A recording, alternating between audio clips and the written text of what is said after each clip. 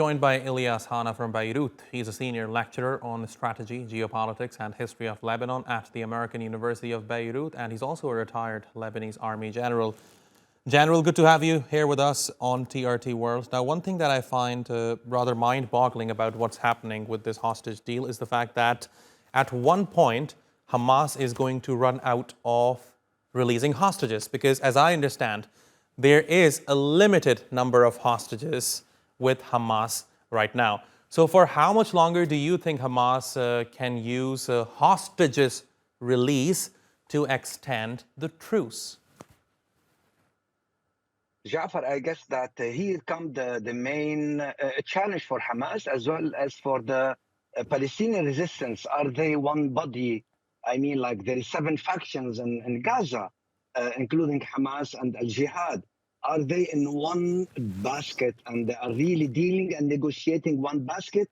So this is the main problem, because this main problem will really affect the outcome of any solution that is could come from the meeting in Doha. So it depends how much. Now, Hamas is accused today that is really using these excuses that they don't have all the hostages to extend or to derail the path to war.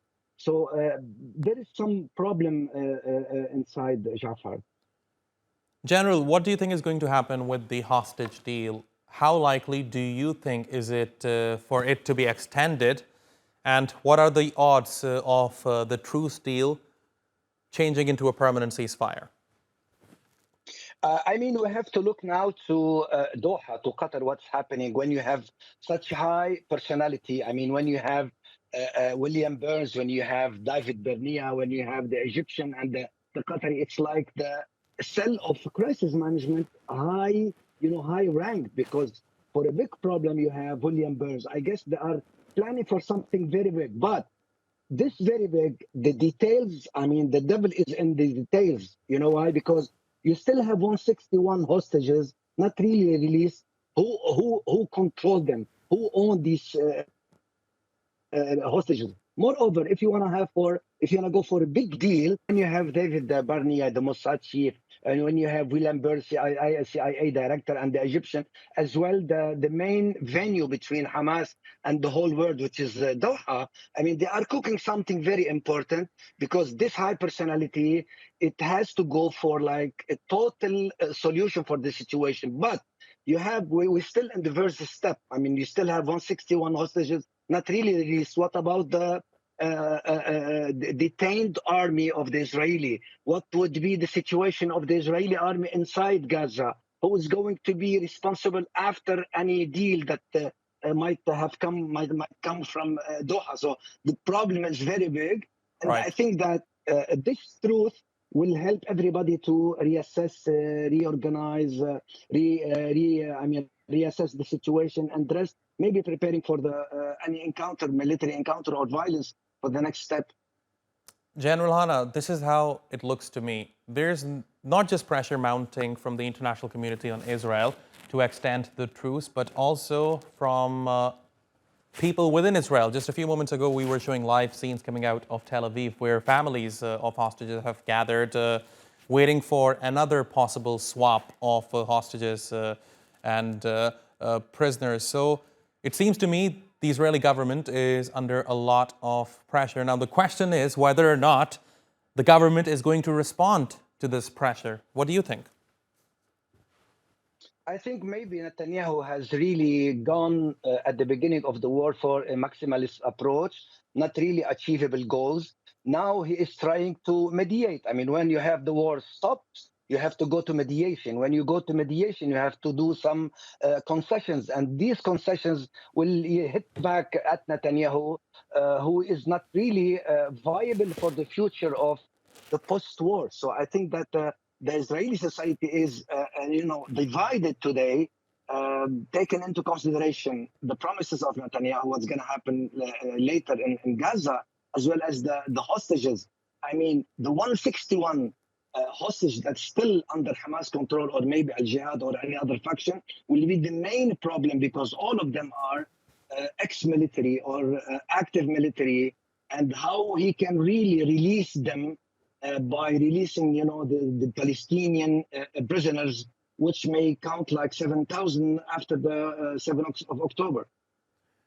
General, about half an hour ago, foreign ministers rather, from OIC and the Arab world, including the Turkish foreign minister, held a joint press conference on the sidelines of the United Nations Security Council session, which is still underway in New York. And in that presser, the Saudi and the Turkish foreign minister basically highlighted three things. A is to achieve a comprehensive ceasefire in Gaza.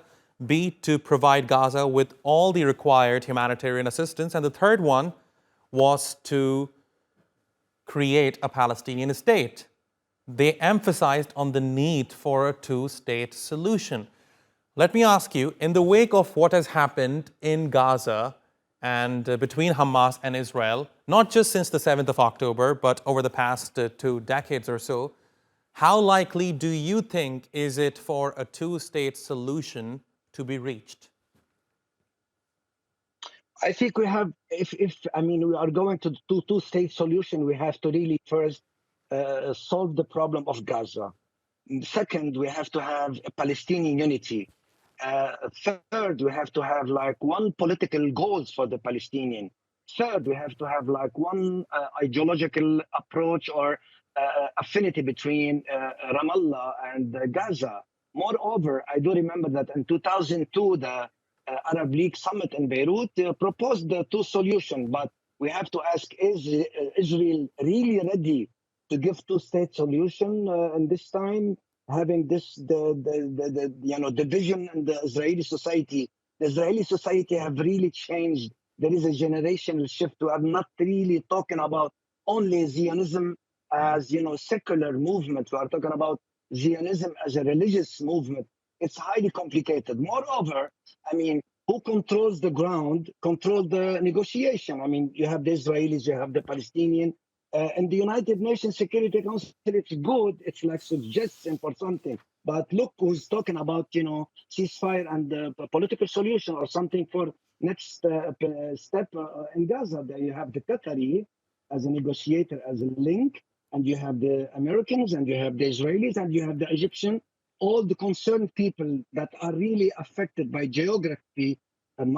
Egypt is like geography, and Israel is like geography, and the United States of America is like the main ally of Israel since like 1967, 1948. So we are talking about who can really suggest something, but on the ground who can really enforce, because the situation in Gaza today will be enforced by external partners. So that's why what you are seeing, the main issue and the main importance of this meeting in Doha.